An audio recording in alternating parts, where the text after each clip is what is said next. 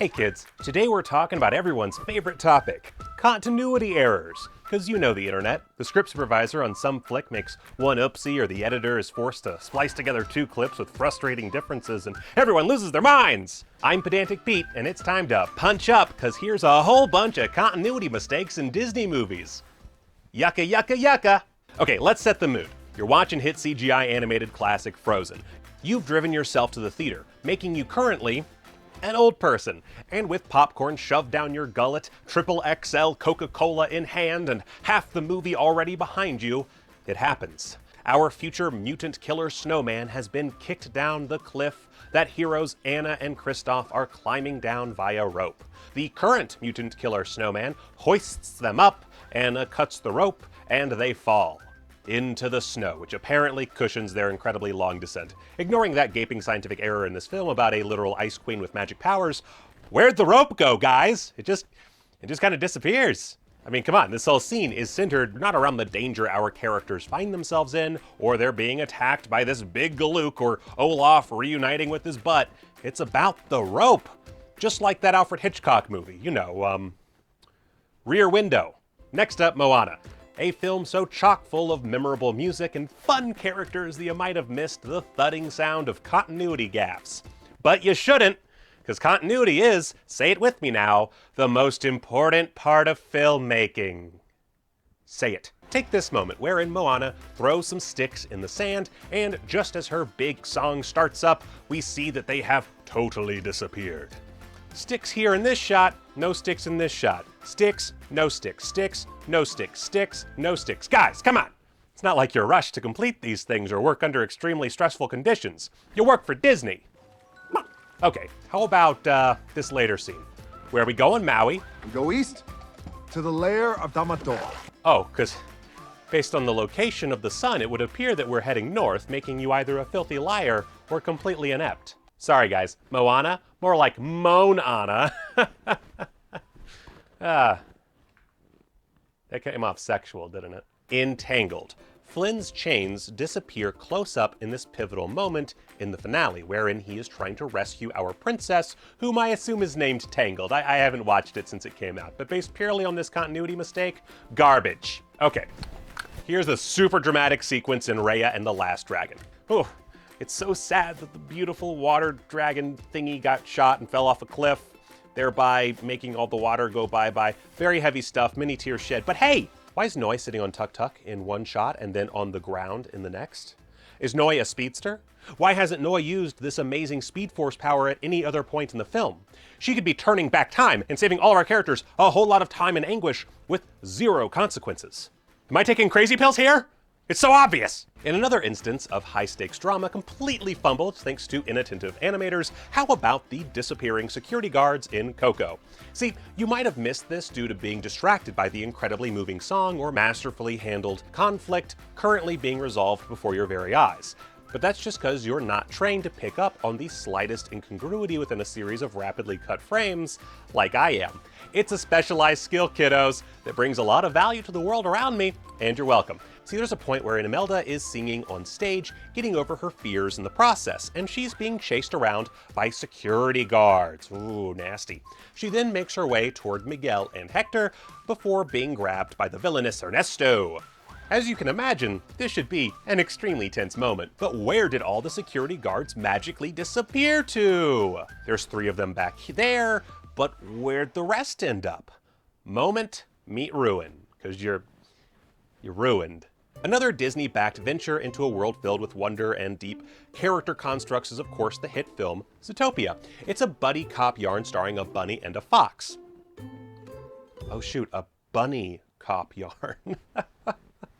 I cracked myself up. Anyway, there's this really heartfelt performance by Octavia Spencer as Mrs. Otterton, wherein she implores Chief Bogo to find her missing husband, only for Judy Hopps to take the case. It's a moving moment that tells us so much about our hero's empathy while also pushing the plot forward with additional conflict to keep us, the audience, engaged in this world of anthropomorphic animals and their social constructs, which mirror our own in an attempt at pushing for real-world change. Absolute crackerjack writing. Except some animator decided to screw that all up by not animating Mrs. Otterton's damn purse in the close-up shots, making all of us utterly confused as to the intentions of the scene because, hey, why is her freaking purse disappearing all the time? What's she got to hide? Did she murder her husband? Like, just come on, guys! I'm asking questions, Dad! Now let's bring this whoopsie train back a few stops and dig into a little classic by the name of The Lion King, which is only lesser than its 100% totally live-action remake due to one unfortunate factor. That's right. A continuity mistake. Oh, 1994. What couldn't you screw up? See, one of the key elements of any great film is its protagonist, and in The Lion King we get Simba, a sort of Hamlet who is banished from his homeland and must learn important life lessons via this cute gay couple. Eventually he returns thanks to a little love in the air to stop his evil uncle's, weather control scheme, I guess. Anyway, throughout the film, the whites of his eyes change between a jaundiced yellow and, well, white. Now, I know what you're saying. Mr. Pedantic, it's obvious the animators are changing this based on the lighting in any given scene for the sake of aesthetics, made all the more reasonable due to artistic license inherent in the endlessly creative field of animation, to which I say, nuh-uh. In Monsters, Inc., Mike says quite definitively that he and Sully met in the 4th grade, per this clip. You've been jealous of my good looks since the 4th grade, pal. Hear that? Clear as day. And if the filmmakers didn't consider it incredibly important to character growth and the franchise as a whole, they wouldn't have put it in. Huh, would they? Huh? No, Screenwriting 101 people. However, the entirety of Monsters University disputes this purely by existing. In that film, they seem to have met for the very first time in college. James B. Sullivan. Mike Wazowski. Honestly, why even continue with this franchise after that? I mean, what a joke. The creative team did go on to explain that they storyboarded a scene that would reference the apparent error, showing Mike and Sully meeting on the playground in 4th grade. But you know what that sounds like to me? A deeply entrenched conspiracy pushed by Big Disney to get over the most obvious gaffe in cinematic history.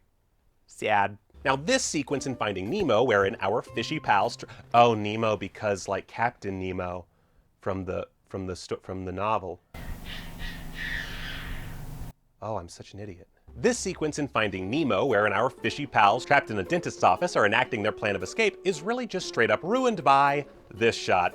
Do you see the problem? Let's back that up a tad. Just back that bad boy right up a little tad. And stop. Okay, what's the shot look like seconds later? Boom. Seriously, Disney, if you need a YouTuber with bad hair and a banana shirt to tell you how to do your job, what's even the point? How does a poster just magically move several inches on a wall like a ghost? You expect me to get invested in the plight of talking fish with this kind of shoddy craftsmanship on display? Boo. Boo, I say. In The Little Mermaid, you might be too entranced by this rich guy falling in love with the naked mute chick he met on the beach to notice that the top handles on these plate covers, known as cloche in the French, change between normal silver U-shapes to bronze or wooden T-shapes. If you did in fact let the narrative distract you from this error, well, shame. Shame, shame, shame. You probably also didn't notice the fact that the fork Ariel is super into goes from 4 prongs to 3. A mistake that occurs once more during that horrific dinner sequence. Look at that fork. We are presented with one number of prongs, but forced by the filmmakers into accepting a different number. Point is, flawed art is bad art. That's just a scientific fact. Also, this crab deserves to die just for those goofs. Again, facts. In Hercules, a film I at first respected for dragging The Lion King for its mistakes, has since gone down in history as the movie wherein 5 fangirls enter a scene to fawn over Hercules, only for 4 girls to leave, prompting a still ongoing investigation into that one fangirl's disappearance and what Herc might have had to do with it.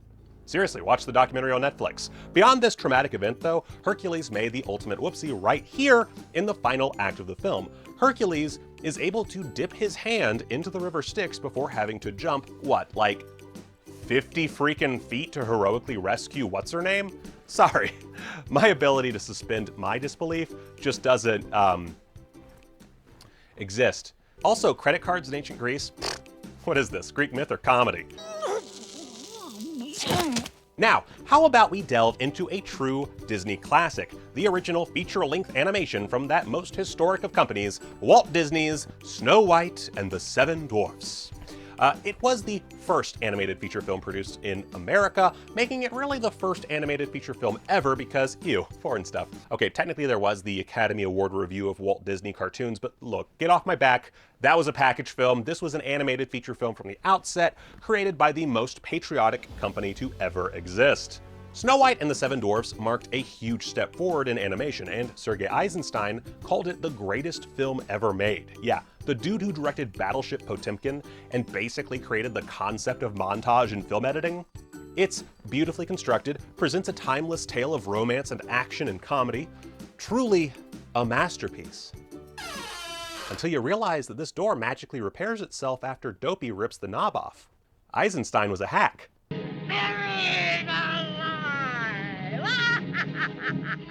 In Peter Pan, another so-called classic, the story of a boy who could fly and never ages and I guess enjoys endangering the lives of mortals is reduced to meaninglessness when Captain Hook's hook changes from one hand to the next between two shots.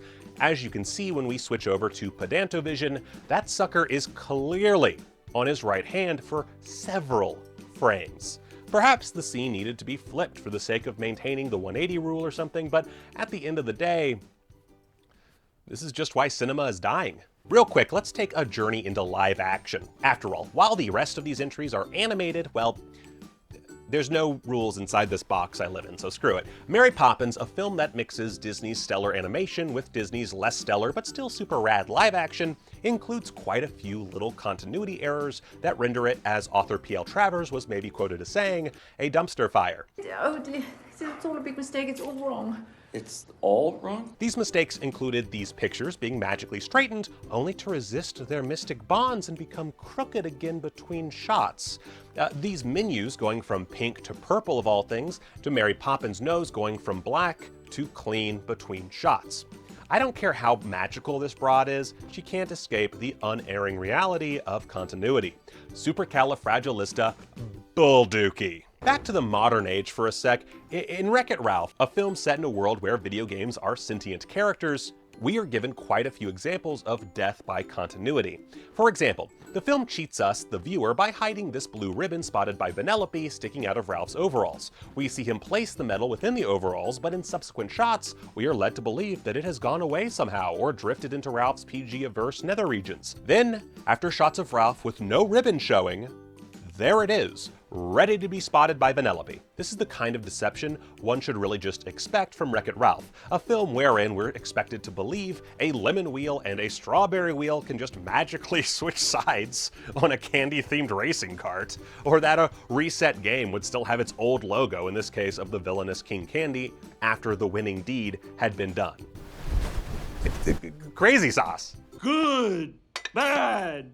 In the 1988 smash hit Oliver and Company, Cheech Marin but a dog, Tito, has a chunk missing from his ear, no doubt on account of some street scrape with a fellow hound. Unfortunately for the film's place in cinematic history, that missing chunk switches ears multiple times throughout the film.